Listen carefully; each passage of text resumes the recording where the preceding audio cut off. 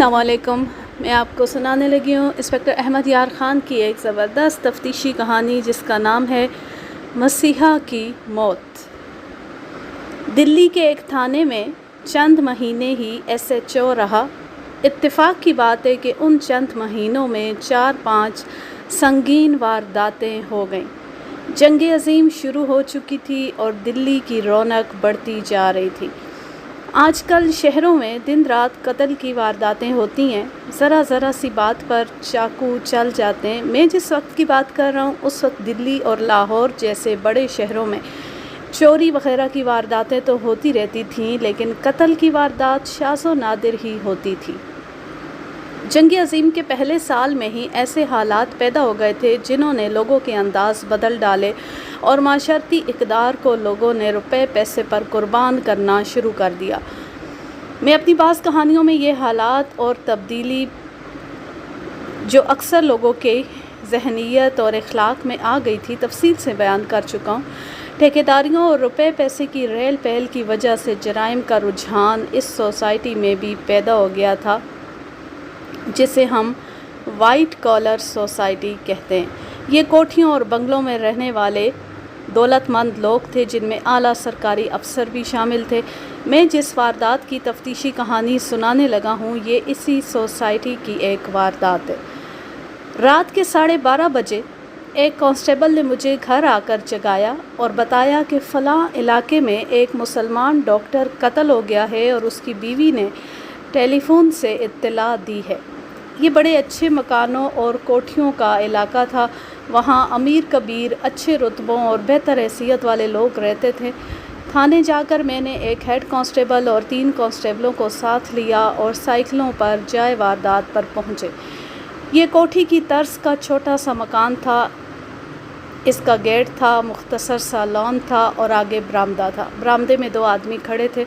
वो sleeping suit और gown पहने हुए थे। मैं बरामदे में पहुंचा तो अंदर से एक बड़ी खूबसूरत औरत निकली। उसकी उम्र 25 साल से कुछ कम ही थी, ज़्यादा नहीं होगी। मैंने उसमें एक बात फ़ौरन नोट कर ली कि उसने जो कपड़े पहन रखे थे उनसे पता चलता था कि वो सोई नहीं थी बल्कि कहीं से आई थी या कहीं जा रही थी। बड़े कीमती कपड़े थे और उसने बड़ा शौक़ मेकअप कर रखा था और उसके पाँव में घर में पहनने वाली चप्पल नहीं, ऊंची एड़ी वाली सैंडल थी। उसने अपना तारुफ कराया। वो मकतूल डॉक्टर की बीवी थी। 2 आदमी जो वहाँ खड़े थे, साथ वाली कोठियों में रहते थे। उन्हें मकतूल की बीवी ने, जिसे मैं असली नाम की बजाय आसफ़ा कहूँगा, जगाया और उनमें से एक के घर से थाने फ़ोन किया। वो मुझे अंदर ले गए। डॉक्टर मकतूल, असली नाम के बजाय मैं उसे राहत बेग कहूँगा। उसकी लाश ड्राइंग रूम में पड़ी थी। फ़र्श पर दरी या कालीन नहीं था। फ़र्श सफ़ेद टाइलों का था। फ़र्श पर खून इधर उधर बहकर जम गया था। लाश एक पहलू के बल पड़ी थी। मैंने नज़री मुआयने के लिए लाश को सीधा किया। सर पर 2 ज़ख़म थे। सीने पर तेज़ धार आले के 3 ज़ख़म थे। एक गहरा ज़ख़म दाईं गाल पर और एक लंबूतरा ज़ख़म एक बाजू पर था। मैंने सबको पीछे रहने को कहा। लाश के इर्द गिर्द विलायती शराब की बोतल के टुकड़े बिखरे हुए थे। बोतल का पेंदा पूरा अलग और बोतल का ऊपर वाला हिस्सा अलग पड़ा था। इस हिस्से में बोतल की गर्दन थी और बोतल का इससे नीचे वाला कुछ हिस्सा इसके साथ इस तरह रह गया था कि इसका एक हिस्सा खंजर की तरह लंबा और नोकदार और 2 हिस्से इससे तकरीबन निस्फ लंबे और नोकदार थे। ऐसे ही उभरे हुए टुकड़े पेंदे के साथ भी थे। यूँ समझ लें कि बोतल दरमियान से टूटी थी। मैंने अपने तजर्बे के मुताबिक देखा। मेरा कयास ये था कि मकतूल के सर पर बोतल से ज़रबें लगाई गई हैं। सर पर 2 ज़ख्मों के अलावा 2 चोटें भी थीं। वहाँ सोजन का उभार था। बोतल टूट गई होगी। ऊपर वाला हिस्सा कातिल के हाथ में रहा। उसने देखा कि यह हिस्सा 3 शाखा खंजर बन गया है तो उसने ये खंजर की तरह मकतूल को नोक की तरफ से मारा। दाएं गाल पर एक ही ज़ख़म था। मैंने सीने के ज़ख़म मकतूल की कमीज़ हटाकर एक बार फिर देखे। उनमें एक गहरा था और दूसरे सिर्फ खाल में ही उतरे थे। मैंने बोतल का ऊपर वाला हिस्सा देखा, उन ज़ख्मों पर रखा। उसके नोकदार हिस्से इस तरह ज़ख्मों पर फिट आ गए कि लंबा खंजर नुमा حصہ سینے میں گہرا اتر گیا اور باقی 2 حصوں کی نوکیں صرف کھال میں اتری۔ اس سے مجھے یقین سا ہونے لگا کہ آلہ قتل شراب کی یہ بوتل ہے۔ میں نے بوتل کے اس ٹکڑے کو گردن سے نہیں پکڑا تھا بلکہ اس کے منہ میں انگلی ڈال کر پھنسا لی تھی اور مقتول کے سینے پر رکھا تھا۔ اس احتیاط کی وجہ یہ تھی کہ بوتل کی لمبوتری گردن پر قاتل کی انگلیوں کے نشان تھے۔ یہ نشان ننگی آنکھ سے نظر نہیں آیا کرتے، یہ فنگر پرنٹ بیورو میں دیکھ کر خاص قسم کے کاغذ پر اتار لیے جاتے ہیں۔ انگلیوں کے نشانات کے لیے مجھے 2 چیزیں اور نظر آئیں۔ یہ 2 گلاس تھے جو صوفے کے سامنے پڑی ہوئی تپائی پر رکھے تھے۔ ایک میں کوئی 2 گھونٹ اور دوسرے میں چند قطرے شراب باقی تھی۔ ایک پلیٹ میں بچے ہوئے 3-4 کباب اور 3-4 ٹکے تھے۔ یہ ثبوت تھا کہ مقتول شراب پیتا تھا اور شراب پینے والے 2 آدمی تھے۔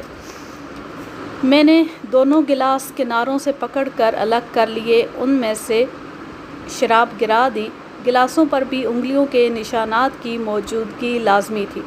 فرش پر پڑی ہوئی ایک چیز اور مل گئی جو ان وارداتوں کی جگہوں پر اکثر ملا کرتی ہے جن وارداتوں میں عورت مجرم یا مظلوم کی حیثیت سے موجود ہوتی ہے۔ یہ تھے چوڑیوں کے ٹکڑے۔ 2-3 ٹکڑے خون میں پڑے تھے اور باقی خون سے باہر تھے۔ میں نے وہ بھی اکٹھے کر لیے۔ میں لاش کے ارد گرد اور کمرے میں کوئی اور سوراخ تلاش کرنے لگا۔ آصفہ اور اس کے پڑوسی دروازے میں کھڑے تھے۔ ساتھ والے کمرے میں ٹیلی فون دیکھیں، اس کی تار نکلی ہوئی ہے اور فون فرش پر پڑا ہے۔ میں ساتھ والے کمرے میں گیا۔ یہ دفتر کی قسم کا کمرہ تھا۔ ریکوں میں کتابیں پڑی تھیں۔ ایک دیوار کے ساتھ میز تھی۔ کمرے میں 4-5 کرسیاں تھیں۔ میز کے قریب فرش پر ٹیلی فون کا ریسیور پڑا تھا۔ ٹیلی فون سیٹ ریسیور سے ذرا ہٹ کر فرش پر گرا ہوا تھا۔ ریسیور کے ساتھ تار تھی جو سیٹ میں سے نکلی ہوئی تھی۔ میرے سامنے سوال یہ آیا کہ قاتل یا قاتلوں نے اگر ٹیلی فون اس لیے کاٹا تھا کہ اس گھر والے واردات کے دوران پولیس یا کسی اور کو مدد کے لیے نہ بلا سکیں تو ریسیور اور سیٹ کی تار الگ کر دیتے جس طرح کی ہوئی تھی۔ سیٹ اور ریسیور کو فرش پر پھینکنے کی کیا ضرورت تھی؟ مجھے اس سوال کا کوئی جواب نہیں مل رہا تھا۔ میں نے سیٹ اور ریسیور کو احتیاط سے اٹھا کر الگ رکھ لیا۔ ان پر بھی انگلیوں کے نشانات لازمی تھے۔ لاش کو پوسٹ مارٹم کے لیے بھجوانے کا انتظام کیا۔ مقتول کے دونوں پڑوسیوں سے کہا کہ وہ برآمدے میں بیٹھیں۔ میں نے مقتول کی بیوی سے کہا کہ وہ اپنے گھر کو اچھی طرح دیکھ کر بتائے کہ چوری تو نہیں ہوئی۔ اس نے مجھے کہا کہ میں اس کے ساتھ رہوں کیونکہ وہ دوسرے کمروں میں اکیلے جاتے ہوئے ڈرتی تھی۔ میں اس کے ساتھ رہا۔ اس نے ایک کمرے میں جا کر 2 اٹیچی کیس کھولے اور ایک میں جو کپڑے تھے ان کے نیچے سے زیورات کے ڈبے نکالے۔ کچھ زیور اس نے پہنا ہوا تھا، باقی زیورات ڈبوں میں موجود تھے۔ آصفہ نے سارا گھر اچھی طرح دیکھ لیا، کاغذات بھی دیکھے اور یقین سے مجھے بتایا کہ کوئی چیز چوری نہیں ہوئی۔ اس سے یہ ظاہر ہوا کہ قتل چوری کی نیت سے نہیں ہوا۔ پھر قتل کا باعث کیا تھا؟ باعث وہ عورت تھی جس کی چوڑیوں کے ٹکڑے جائے واردات سے ملے تھے۔ مجھے اس عورت کا سراغ لگانا تھا۔ آصفہ جب مجھے اپنے ساتھ لیے کمروں میں گئی تو میں نے اس کی چوڑیاں دیکھیں اور اس کی نظر بچا کر ٹوٹی ہوئی چوڑیوں کے بڑے ٹکڑے دیکھے تھے۔ یہ اسی قسم کی چوڑیوں کے تھے جو آصفہ کے ایک بازو میں تھی۔ ان کی تعداد 4 تھی۔ اس کے دوسرے بازو میں گھڑی تھی جس کی چین سونے کی تھی۔ آصفہ نے جو کاغذات دیکھے تھے وہ میں نے بھی دیکھے۔ ان میں مقتول کی انشورنس پالیسی تھی۔ یہ میں نے اس کے ہاتھ سے لے کر اچھی طرح دیکھی۔ یہ 40,000 روپے کی لائف انشورنس تھی۔ میں نے یہ کاغذات دیکھ کر آصفہ کو واپس کر دیے تھے۔ اس قسم کی واردات کے بہت سے کاغذات تیار کرنا ہوتے ہیں۔ علاقہ ڈی ایس پی اور علاقہ مجسٹریٹ کو بھی نقول بھیجنی ہوتی ہیں۔ میں نے اس کام کے لیے ایس آئی اور محرر ہیڈ کانسٹیبل کو بلا لیا۔ میں خود ان دفتری اور کاغذی کارروائیوں میں وقت ضائع نہیں کرنا چاہتا تھا۔ میں نے برآمدے میں میز کرسی رکھوا کر تفتیش شروع کر دی۔ بسم اللہ آصفہ سے کی۔ مقتول کے متعلق یہ ذہن میں رکھیں کہ اس کی عمر 35 سال کے لگ بھگ تھی۔ اس کا جسم مضبوط اور قد 6 فٹ سے 1.5-2 انچ کم ہوگا۔ خوبرو آدمی تھا۔ آصفہ نے بتایا کہ ان کی شادی ہوئے 3.5 سال گزر گئے۔ شام کا کھانا کھا کر میں ایک شادی پر چلی گئی تھی۔ آج رات مہندی تھی۔ میں 9 بجے سے پہلے چلی گئی تھی۔ ڈاکٹر صاحب مدھو نہیں تھے، وہ کیوں نہیں گئے؟ میرے ساتھ وہ کم ہی باہر نکلا کرتا تھا۔ اس نے ایسے لہجے میں کہا جس سے پتہ چلتا تھا کہ اسے مقتول کے ساتھ کوئی گہرا لگاؤ نہیں تھا۔ اس نے اپنے کیے کی سزا پا لی ہے لیکن میری زندگی تباہ کر دی ہے۔ اس کے آنسو بہنے لگے۔ اس کے آنسو تو بہہ نکلے لیکن ایسے لگ رہا تھا جیسے یہ آنسو خاوند کے غم کے نہیں۔ उस वक्त तक मुझे आंसू और मुस्कुराहटें समझने का बहुत तजर्बा हो चुका था।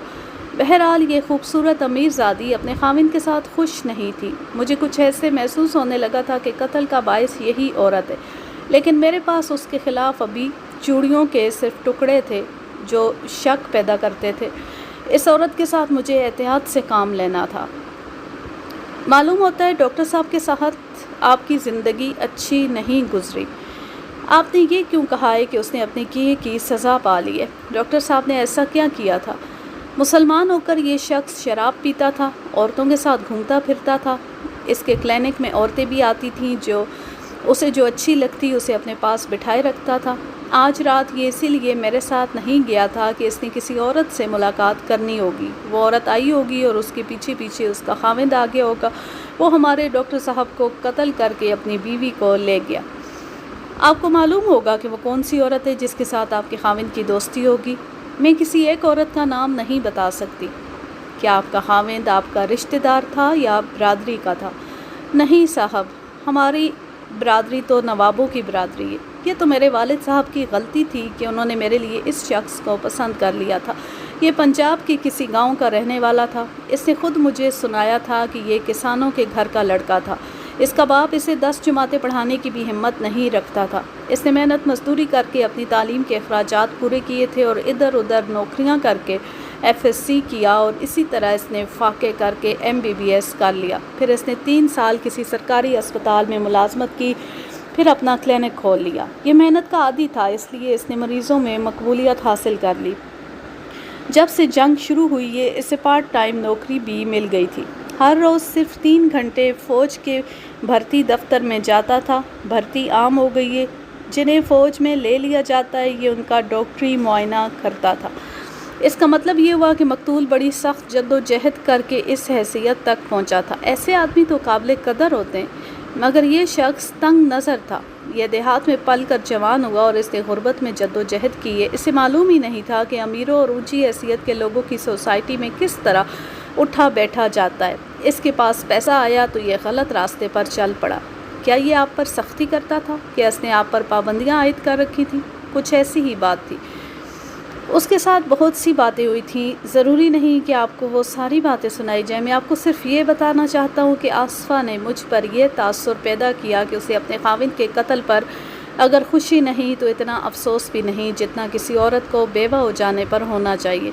इससे मुझे ये शक होने लगा कि उसने अपने खाविंद को खुद कत्ल ना करा दिया हो। मैं फ़ौरी तौर पर उस पर इस शक की बिना पर हमला नहीं करना चाहता था। इधर उधर से मज़ीद मालूमात लेना ज़रूरी था। आसफ़ा से मैंने नौकरों के मुतालिक पूछा। उसने बताया कि घर में एक नौकरानी काम करती है जो रात को अपने घर में सोती है। क्लिनिक में एक डिस्पेंसर था और एक नौकर। मैंने उन तीनों के नाम और एड्रेस मालूम कर लिए और एक कांस्टेबल से कहा कि वो पहले घर की नौकरानी को ले आए, फिर डिस्पेंसर और नौकर को यहाँ लाए। मैंने 2 पड़ोसियों को रोक रखा था। मैंने दोनों से माजरत की कि मैं उन्हें परेशान कर रहा हूँ, लेकिन मुजरिमों को पकड़ने के लिए शहरियों का ताउन ज़रूरी होता है। दोनों हुकूमत के अफसर थे। उन्होंने खंदा पेशानी से मेरे साथ ताउन किया। मैंने दोनों से अलग अलग मकतूल और आसफ़ा के मुतालिक और उनकी अज़दवाजी ज़िंदगी के मुतालिक पूछा। दोनों की राय तकरीबन एक जैसी थी। उन्होंने बताया कि मियाँ बीवी में अक्सर लड़ाई झगड़ा रहता था। उन दोनों को उनकी बीवियों ने बताया था कि मकतूल और आसफ़ा में कभी कभी हाथापाई भी हो जाती थी। आसफ़ा के मुतालिक उन्होंने बताया कि इसके चाल चलन के मुतालिक वो कोई राय नहीं दे सकते, लेकिन ये मगरूर सी औरत है, हर वक्त मेकअप किए रखती है और खोखली सी औरत है। उन दोनों की बीवियों को और साथ वाली दूसरी कोठियों की औरतों को आसफ़ा बताती रहती थी कि उसका खाविंद अय्याश और बदकार आदमी है और वो आसफ़ा में दिलचस्पी नहीं लेता। मकतूल के मुतालिक उन्होंने बताया कि मिलनसार और हंसमुख आदमी था। उसकी प्रैक्टिस इसीलिए अच्छी चल रही थी कि मरीज़ों से हमदर्दी और मोहब्बत से बोलता था। कोई गरीब आदमी भी उसके घर आधी रात को आ जाता तो ये उसके घर जाकर मरीज़ को देखता था। किसी गरीब आदमी से उसके घर जाने की फ़ीस नहीं लेता था। मुझे पता चला कि साथ वाली कोठियों की औरतें भी जाग रही हैं। उनके पड़ोस में कत्ल की वारदात हो गई थी, वो कैसे सो सकती थीं। मैंने उन दोनों आदमियों से कहा कि वो अपनी बीवियों को बुला दे। वो उसी वक्त गए और अपनी बीवियों को साथ ले आए।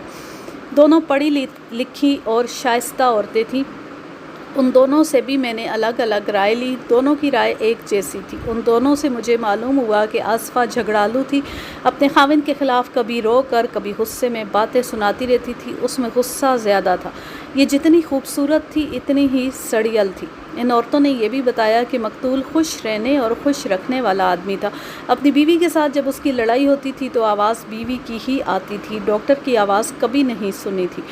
میں نے دونوں عورتوں سے ایک سوال پوچھا تھا، کیا آصفہ نے کبھی ایسی بات کی تھی کہ وہ کسی اور کو چاہتی تھی اور اس کی شادی اس ڈاکٹر کے ساتھ کر دی گئی؟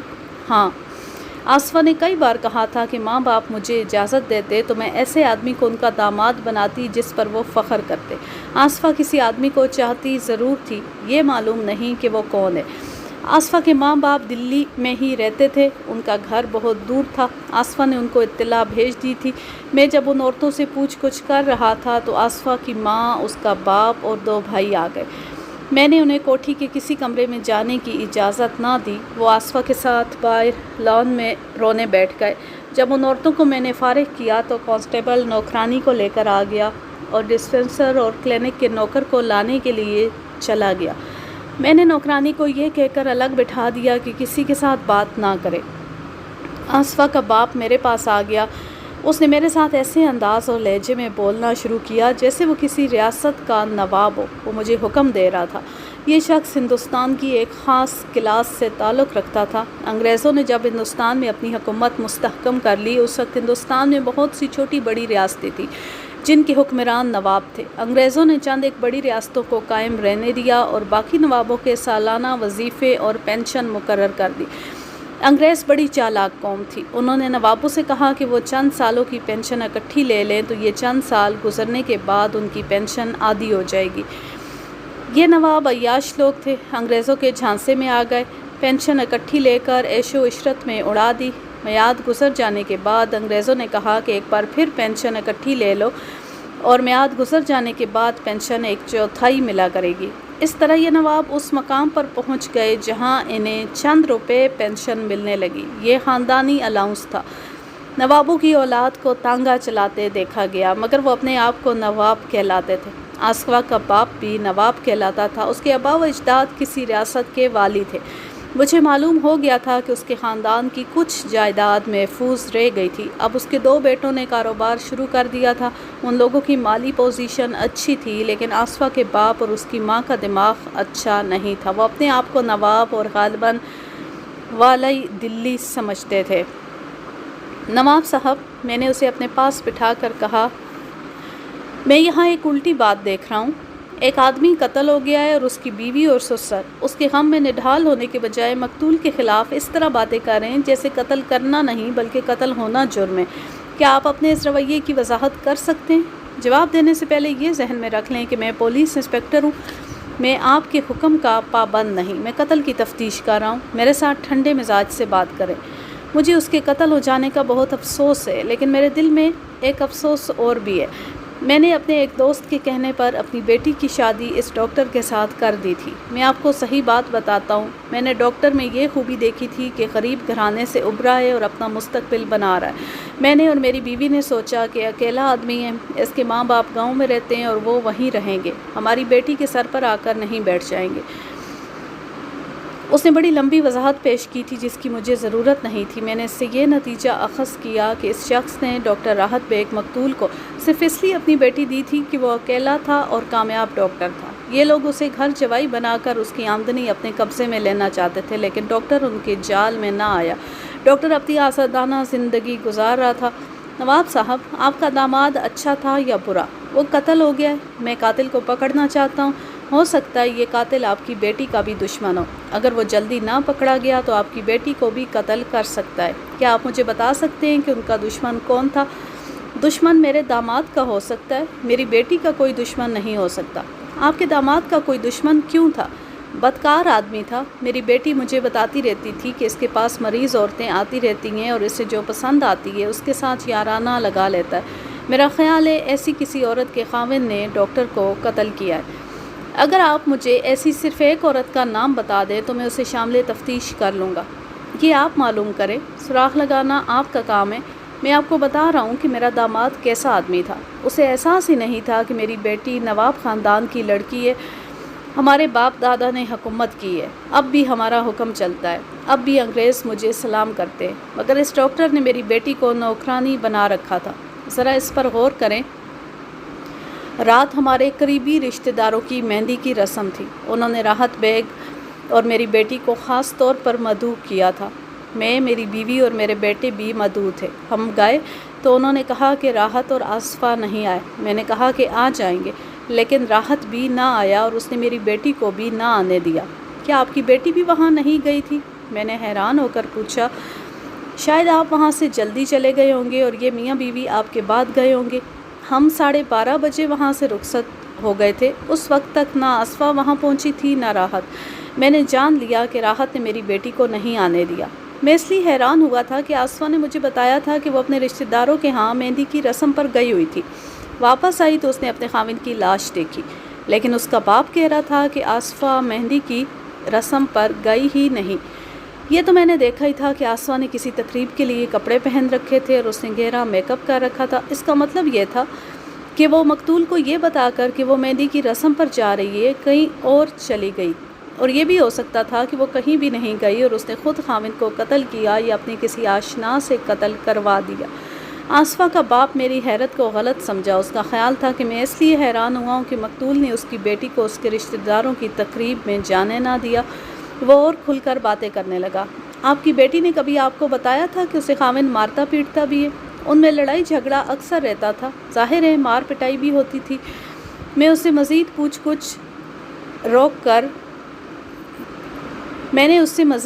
گچھ روک دی۔ میری کوشش یہ تھی کہ وہ اپنی بیٹی سے نہ ملے۔ میں نے اس کی بیٹی کو بلایا اور نواب سے کہا کہ وہ اٹھ جائے۔ میری بات غور سے سنو محترمہ، میں نے اسے اپنے پاس بٹھا کر کہا، اب آپ کے ساتھ جو باتیں ہوں گی وہ میرے اور آپ کے درمیان رہیں گی۔ اگر آپ مجھ پر اعتماد کر کے سچی بات بتائیں گی تو میں آپ کے سر پر ہاتھ رکھ کر وعدہ کرتا ہوں کہ آپ کا پورا خیال رکھوں گا۔ اگر آپ اس غلط فہمی میں بات گول کرنے کی کوشش کریں گی کہ مجھے کچھ بھی علم نہیں تو میرا ہاتھ آپ کی گردن پر ہوگا۔ اس نے اس طرح چونک کر میرے منہ کی طرف دیکھا جیسے اسے بجلی کا جھٹکا لگا ہو۔ آپ اونچی فیملی کی خاتون ہیں، مقتول کی خاندانی پوزیشن کچھ بھی نہیں۔ میں آپ کو بچانے کی کوشش کروں گا۔ آپ مجھے بچانے کی کوشش کریں گے؟ کیا کیا ہے میں نے؟ اس نے حیرت سے پوچھا۔ میں نے اسے یہ نہ بتایا کہ مجھے اس پر کیا شک ہے۔ بار بار کہا کہ وہ سیدھی بات پر آ جائے، لیکن وہ اپنی ہٹ پر قائم رہی۔ ایک بار اس نے بڑے غصے سے کہا، جب میں نے کچھ کیا ہی نہیں ہے تو میں کیا سچ بتا دوں آپ کو؟ میں نے اسے کہا کہ وہ کسی خوش فہمی یا غلط فہمی میں مبتلا نہ رہے، میں تفتیش کر رہا ہوں۔ اگر اس نے مجھ پر رعب جمانے کی کوشش کی تو میں اسے تھانے لے جا کر تفتیش کروں گا۔ اس سے اس کا غصہ ٹھنڈا ہو گیا۔ مجھے صرف ایک بات کا جواب دیں اور مجھ سے مطمئن ہو کر آزاد ہو جائیں۔ صرف یہ بتا دیں کہ رات کو آپ کہاں گئی تھی۔ اب اس کے چہرے پر گھبراہٹ نظر آنے لگی۔ اس نے اس طرح ادھر ادھر دیکھا جیسے بھاگنے کا راستہ دیکھ رہی ہو۔ میں نے آپ کو بتایا تھا کہ میں مہندی کی تقریب میں گئی تھی۔ اب آپ یہ بھی واضح کریں کہ آپ نے یہ جھوٹ کیوں بولا ہے۔ میں نے بہت کوشش کی ہے کہ آپ اصل بات پر آ جائیں، لیکن آپ کو اپنی عزت کا کوئی خیال ہی نہیں۔ آپ یہ چاہتی ہیں کہ میں آپ کے رشتہ داروں کو یہاں بلا کر آپ کے سامنے کہلواؤں کہ آپ وہاں نہیں گئی تھی۔ انسپکٹر صاحب، فرض کریں کہ میں وہاں نہیں گئی تھی، اس سے میرے خاوند کے قتل کا کیا تعلق ہو سکتا ہے؟ تعلق یہ ہو سکتا ہے کہ آپ گھر میں موجود تھیں اور آپ کا خاوند آپ کے سامنے قتل ہوا ہے، آپ کہیں بھی نہیں گئی تھیں۔ میں آپ کو ایک موقع اور دیتا ہوں، مجھے بتائیں کہ آپ نے جھوٹ کیوں بولا ہے۔ آپ نہیں بتائیں گی تو میں آپ کو تھانے لے جاؤں گا۔ وہ سوچ میں پڑ گئی، پھر اس نے سر جھکا لیا۔ مجھے ایسا جواب چاہیے جو مجھے مطمئن کر دے۔ آپ نے کہا تھا کہ آپ کو میری عزت کا بہت خیال ہے۔ میں آپ کو سچی بات بتا دیتی ہوں اور آپ سے درخواست کرتی ہوں کہ میرا پردہ نہ اٹھائیں۔ میرے والد صاحب کو پتہ نہیں چلنا چاہیے کہ میں رات کہاں تھی۔ میں نے اسے یقین دلایا کہ میں اس کا پردہ رکھوں گا۔ میں نے اپنے خاوند کو بتایا تھا کہ میں مہندی کی رسم پر جا رہی ہوں، لیکن میں اپنے ایک دوست کے ہاں چلی گئی تھی۔ کون ہے وہ؟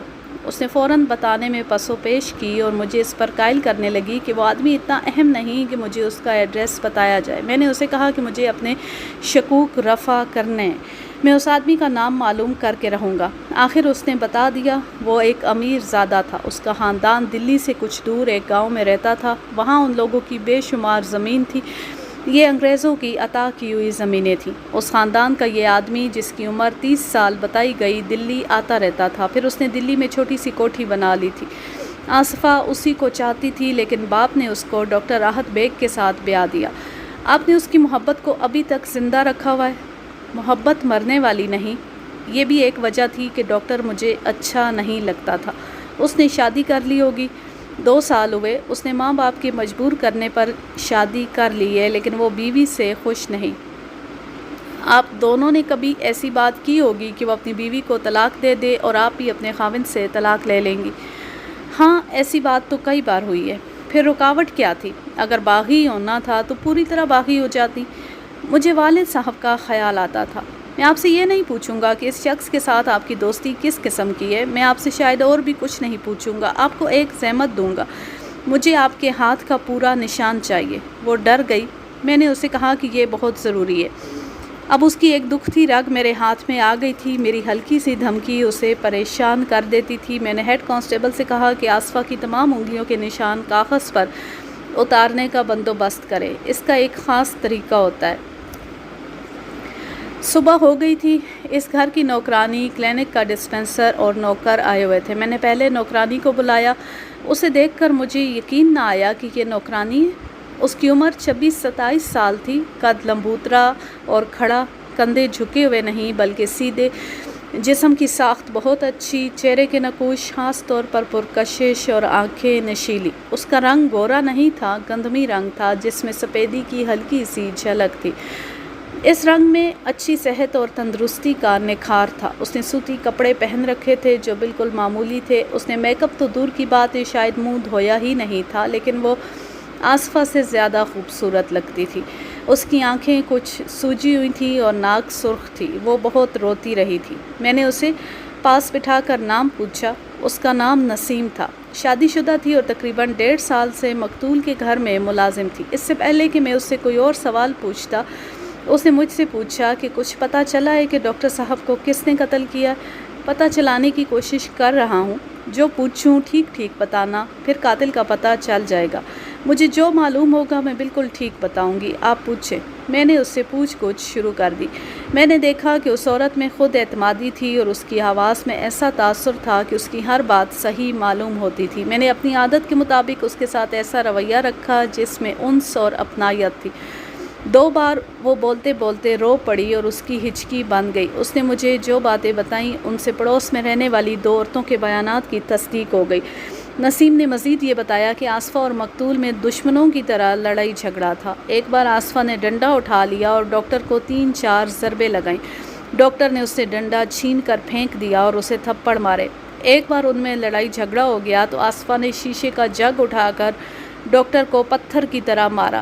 ڈاکٹر آگے سے ہٹ گیا اور جگ دیوار کے ساتھ لگ کر ٹوٹ گیا۔ آصفہ نے چائے دانی اٹھا لی۔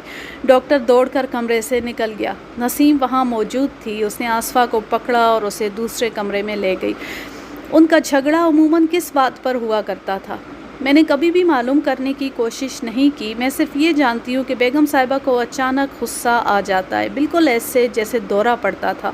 یہ عورت پاگل ہو جاتی ہے۔ اس کی یہ حالت آدھا گھنٹہ یا اس سے چند منٹ زیادہ رہتی ہے، پھر یک لخت ٹھنڈی پڑ جاتی ہے۔ غصے کی حالت میں برتن آگے آ جائے تو اسے توڑ دیتی ہے۔ ڈاکٹر صاحب کی ذرا سی بات اسے بری لگتی ہے اور اس حالت میں یہ لڑائی جھگڑے اور مار کٹائی کے سوا اور کچھ سوچ ہی نہیں سکتی۔ ٹھنڈی پڑ جانے کے بعد اس کی حالت کیا ہوتی ہے؟ اسے پچھتاوا سا ہوتا ہے کہ یہ غصے میں نہ جانے کیا کر بیٹھی اور کیا کہہ بیٹھی ہے؟ نہیں، یہ کوشش کرتی ہے کہ ثابت ہو جائے کہ اس کا غصہ بلا وجہ نہیں تھا اور اس میں ڈاکٹر صاحب کا قصور ہے۔ ڈاکٹر صاحب کو تو یہ ہر خرابی کا قصوروار سمجھتی تھی۔ میں نے یہ سوال کہ غصے کے دورے کے بعد اس کا رد عمل کیا ہوتا تھا ویسے ہی نہیں پوچھ لیا تھا۔ مجھے نفسیات کی تھوڑی سی سوجھ بوجھ تھی۔ اس کے علاوہ میں نے پہلے بھی ایسے 2-3 کیس دیکھے تھے۔ اچانک غصے کا دورہ پڑ جانا نفسیاتی معاملہ ہوتا ہے۔ اس سے زیادہ تر کیسوں میں یوں ہوتا ہے کہ غصہ ختم ہونے کے بعد وہ آدمی پچھتانے لگتا ہے۔ یہ ان کی ذہنی اذیت کا دوسرا مرحلہ ہوتا ہے۔ کوئی کوئی کیس ایسا ہوتا ہے جو دورہ ختم ہونے پر بھی اپنے غصے کو حق بجانب ثابت کرتا ہے، وہ پچھتانا نہیں چاہتا، اپنی خامی کو جو دراصل نفسیاتی مریض ہوتا ہے چھپانے کے لیے جھوٹ بولتا اور عجیب و غریب حرکتیں کرتا ہے۔ آصفہ اسی قسم کی مریضہ معلوم ہوتی تھی۔ دیکھو نسیم، تم ملزم نہیں ہو، میں تم سے رہنمائی لے رہا ہوں۔ اگر تمہارے دل میں میرا ذرا سا بھی ڈر ہے تو وہ دل سے نکال دو۔ مجھے یہ بتاؤ کہ تمہیں ڈاکٹر کے قتل ہو جانے کا افسوس ہے یا آصفہ کے بیوہ ہو جانے کا؟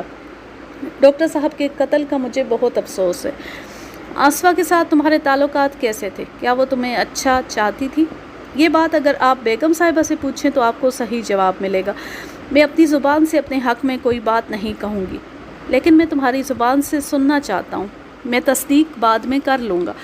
بیگم صاحبہ کے ساتھ میرے تعلقات بہت اچھے تھے، وہ مجھے اتنا پسند کرتی ہیں کہ دل کی باتیں میرے ساتھ کر لیتی ہیں۔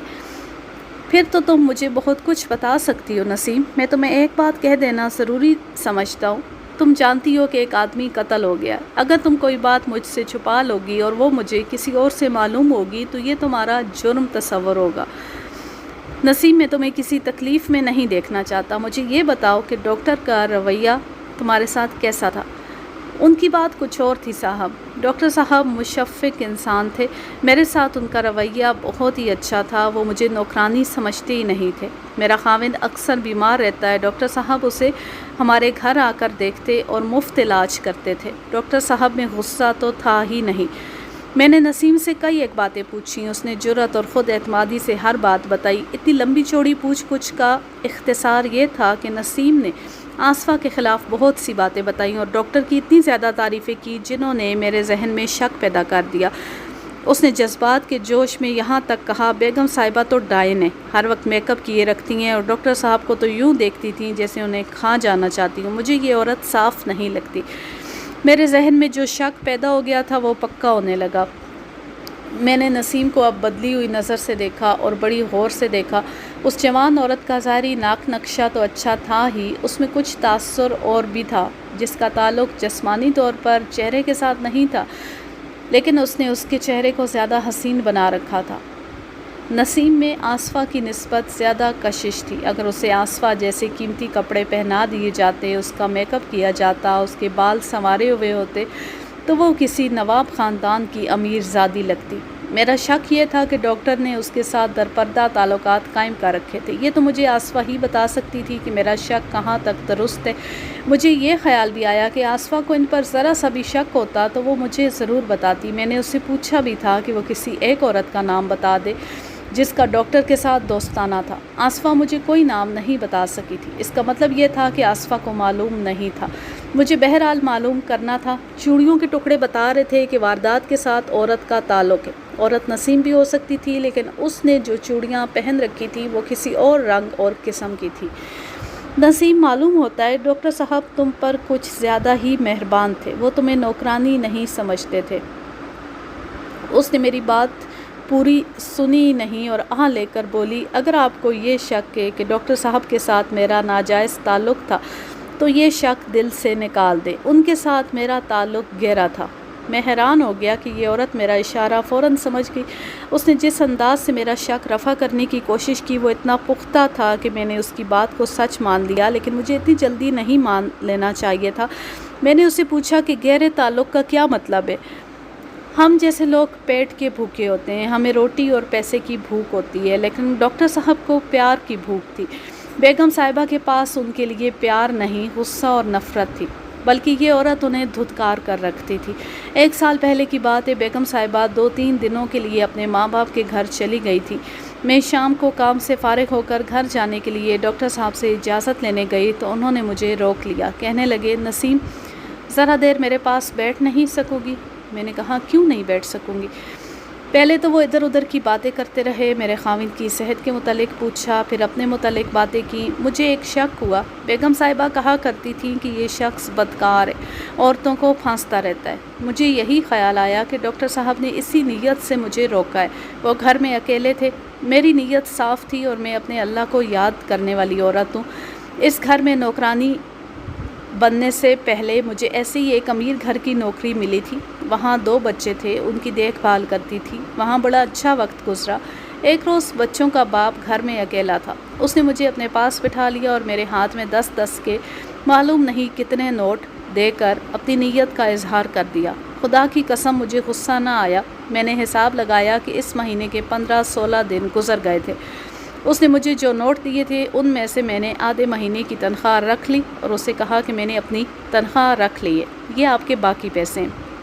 اسے نوٹ واپس کر کے میں چلی گئی، پھر دوبارہ وہاں نہ گئی۔ اب ڈاکٹر صاحب مجھے اپنے پاس بٹھا رہے تھے، میں انہیں آزمانے کے لیے بیٹھ گئی۔ انہوں نے بڑی لمبی بات کی کہ وہ پیار کی پیاس اور تنہائی محسوس کرتے ہیں۔ ان کی ماں بھی مر گئی اور ایک بہن تھی، وہ بھی مر گئی۔ میں نے ان کی آنکھوں میں آنسو دیکھے۔ مجھ پر ایسا اثر ہوا کہ میں صوفے پر ان کے ساتھ لگ کر بیٹھ گئی۔ تقریباً 1 گھنٹہ میں ان کے پاس بیٹھی، مگر انہوں نے بری نیت کا اشارہ تک نہ کیا۔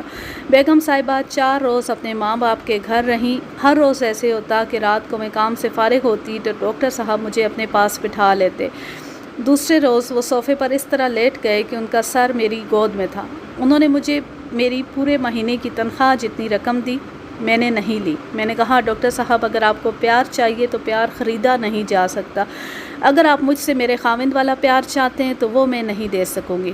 انہوں نے فوراً پیسے پرے پھینک دیے اور کہنے لگے کہ جب بھی تمہیں مجھ پر ایسا شک ہوا مجھے دھتکار دینا۔ صاحب اس 1 سال میں بے شمار موقع آئے کہ بیگم صاحبہ سیر سپاٹے کے لیے نکل گئیں اور ڈاکٹر صاحب نے مجھے اپنے پاس بٹھا لیا۔ اگر کوئی ہمیں بیٹھے ہوئے دیکھ لیتا تو قسم کھا کر کہتا کہ ان کے تعلقات ناجائز ہیں۔ اللہ گواہ کہ ہمارے تعلقات کیسے تھے۔ آپ کہہ سکتے ہیں کہ کسی کی بیوی کو کسی کے خاوند کے پاس نہیں بیٹھنا چاہیے، لیکن میں اسے جائز سمجھتی رہی۔ وہ کہا کرتے تھے کہ کوئی میری یہ کوٹھی لے لے، میں جھونپڑے میں رہوں گا، لیکن اس کے عوض مجھے سچا پیار دے دے۔ میں نے انہیں جی بھر کے پیار دیا۔ ڈاکٹر نے کبھی تو تمہیں کہا ہوگا کہ وہ تمہارے ساتھ شادی کرنا چاہتے ہیں؟ کبھی اشارہ بھی نہیں کیا تھا۔ وہ میرے ساتھ بچوں کی طرح کھیلا کرتے تھے، ہم بچوں کی طرح گتھم گتھا بھی ہو جایا کرتے تھے، لیکن ان کی نیت میں کبھی خرابی پیدا نہیں ہوئی تھی۔ اس دوران میرا خاوند 4-5 مرتبہ بیمار ہوا۔ میں نے ڈاکٹر صاحب کو بتایا تو وہ اس طرح گھبرا گئے جیسے ان کے سگے بھائی کو کچھ ہو گیا۔ وہ میرے گھر آ کر میرے خاوند کو دیکھا کرتے تھے۔ میں مان لیتا ہوں نسیم، تم نے جو کچھ کہا اسے سچ مان لیتا ہوں۔ مجھے اس سے کوئی غرض نہیں کہ ڈاکٹر کے ساتھ تمہارے تعلقات کیسے تھے۔ اگر تمہاری اور اس کی محبت پاک تھی تو یہ اچھی بات ہے، اگر محبت پاک نہیں تھی تو مجھے کوئی اعتراض نہیں، لیکن تم کچھ اور بھی جانتی ہو، تم میری مدد کر سکتی ہو۔ میں تمہیں صاف بات کہہ دیتا ہوں، مجھے تمہاری بیگم صاحبہ پر شک ہے۔ انہوں نے ڈاکٹر صاحب کو قتل کرایا ہے، آپ یہی کہنا چاہتے ہیں؟ بالکل یہی۔ اس نے نظریں جھکا لیں، پھر اس نے اپنے نیچے والے ہونٹ ایک طرف سے دانتوں میں دبا لیا۔ یہ اضطراب کی علامت تھی۔ میں اسے دیکھنے لگا، اس کی آنکھوں میں بے چینی صاف نظر آ رہی تھی۔ زیادہ نہ سوچو نسیم، مجھ سے کچھ نہ چھپاؤ۔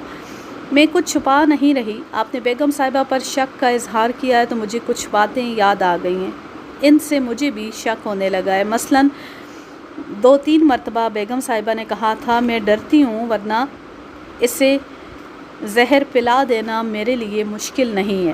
ایک بار اس نے یہی بات کہہ کے یہ بھی کہا تھا کہ ایک نہ ایک دن یہ شخص میرے ہی ہاتھوں مرے گا۔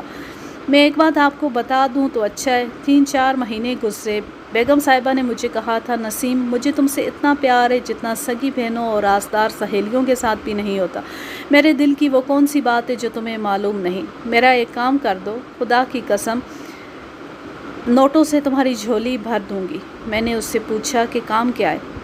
آصفہ نے نسیم کو جو کام بتایا وہ میں آپ کو اپنے الفاظ میں سناتا ہوں۔ آصفہ نے اسے کہا کہ ایک رات وہ ڈاکٹر کو یہ بتا کر کہ وہ 3-4 گھنٹوں کے لیے اپنے ماں باپ کے گھر جا رہی ہے چلی جائے گی، پھر وہ پورے 1 گھنٹے بعد واپس آ جائے گی۔ نسیم نے اسے کہا کہ وہ اپنے گھر نہ جائے بلکہ ڈاکٹر کے پاس بیٹھ جائے اور اس کے ساتھ بے تکلفی سے باتیں کرے، جس سے ڈاکٹر کو یہ تاثر ملے کہ نسیم اسے اپنا آپ پیش کر رہی ہے۔ آصفہ نے اسے کہا کہ وہ پورے 1 گھنٹے بعد ڈاکٹر کی گود میں بیٹھ جائے اور بازو اس کی گردن میں ڈال دے، اس سے پہلے وہ شراب کی بوتل اور 2 گلاس تپائی پر رکھ لے۔ آصفہ نے اسے کہا کہ وہ اپنے باپ کو ساتھ لے آئے گی، ڈاکٹر کو یہ تسلی ہوگی کہ آصفہ 3-4 گھنٹوں بعد آئے گی۔ آصفہ کی یہ سازش تھی کہ وہ اپنے ماں باپ کے گھر جائے گی اور انہیں کہے گی کہ اس کا خاوند بدکار آدمی ہے اور اس نے نوکرانی کے ساتھ قابل اعتراض دوستی لگا رکھی ہے۔ آصفہ اپنے باپ کو بھڑکائے گی کہ وہ اس کے ساتھ ابھی چلے۔ آصفہ اپنے باپ کو یہ منظر دکھا کر مجبور کر دینا چاہتی تھی کہ وہ آصفہ کو ڈاکٹر سے طلاق دلوا دے۔ خدا کی قسم انسپکٹر صاحب، میرے رونگٹے کھڑے ہو گئے۔ میرے جی میں آئی کہ اس عورت کے منہ پر تھوک دوں، لیکن میں نوکرانی تھی۔ میں نے اتنا ہی کہا کہ بیگم صاحبہ میں یہ گناہ نہیں کر سکوں گی۔ بیگم صاحبہ نے مجھے بے شمار انعام کا لالچ دیا اور یہ بھی کہا کہ انہیں طلاق مل گئی تو ان کی شادی ایک خاندانی امیر زادے کے ساتھ ہوگی اور وہ مجھے اپنے ساتھ رکھیں گی۔ میں نے پھر بھی انکار کر دیا۔ بیگم صاحبہ نے مجھے 10 روپے کا نوٹ دے کر کہا کہ اب اتنا ہی کام کرو کہ اس کا کسی کے ساتھ ذکر نہ کرنا۔ میں نے 10 روپے نہ لیے اور انہیں کہا کہ میں آپ کا نمک کھا رہی ہوں، آپ کے راز کو اپنا راز سمجھو گی۔ نسیم نے مجھے چند اور باتیں بھی بتائیں، لیکن وہ بڑی چھوٹی چھوٹی اور غیر اہم سی باتیں تھیں۔ ان سے یہ تاثر ملتا تھا کہ آصفہ بہت زیادہ قیمت دے کر بھی مقتول سے طلاق لینا چاہتی تھی۔ یہ مجھے پتہ چل چکا تھا کہ آصفہ کا باپ بھی مقتول کو پسند نہیں کرتا تھا، لیکن وہ طلاق سے ڈرتا تھا۔ نسیم سے پوچھنے والی اور کوئی بات نہیں رہ گئی تھی۔ میں نے اسے سختی سے کہا کہ وہ کسی کو نہ بتائے کہ میری اور اس کی کیا باتیں ہوئی ہیں۔ نسیم مجھ پر گہرا تاثر چھوڑ کر چلی گئی۔ اسے ابھی کوٹھی کے احاطے کے اندر ہی رہنا تھا۔ میں نے ہیڈ کانسٹیبل کو بلا کر کہا کہ نسیم کے دونوں ہاتھوں کی انگلیوں کے نشان کاغذ پر اتارنے کا بندوبست کرے۔ صحیح تھا کہ میں اس عورت سے متاثر ہوا تھا، لیکن ضروری نہیں تھا کہ اپنے متعلق اور ڈاکٹر کے متعلق اس نے جو بیان مجھے دیا وہ بھی صحیح ہوتا۔ 2-3 ذرائع سے تصدیق کرائے بغیر کسی کے بیان کو سچا سمجھ لینا بہت بڑی غلطی ہوتی ہے۔ آج کے لیے بس اتنا ہی۔ اب میں لیتی ہوں آپ سے اجازت۔ جہاں رہیں خوش رہیں، شاد و آباد رہیں، ہنستے مسکراتے رہیں، اور اگر یہ کہانی یا میرا انداز پسند آئے تو اس چینل کو سبسکرائب ضرور کر لیں اور اس ویڈیو کو زیادہ سے زیادہ شیئر کیجیے۔ اللہ حافظ، اللہ نگہبان۔